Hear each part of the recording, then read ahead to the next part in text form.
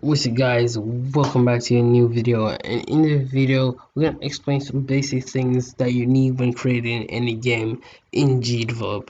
And it's gonna be important for a lot of games. So basically what we're gonna do is how to create the most basic camera movement that will follow your player in Gdevelop 5. And before we start and get into this video, I would just like you to go up there and hit the subscribe button. Promise that you'll catch me.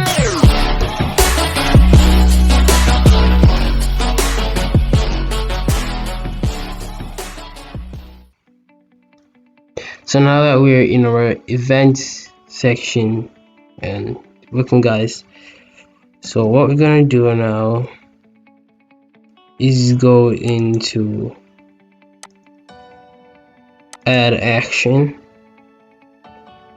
and go here, go into layers and cameras and say center camera on an object, which is 0, and press OK, play, and that's all it guys. That's all it right there. If I move our character, see, moves off there,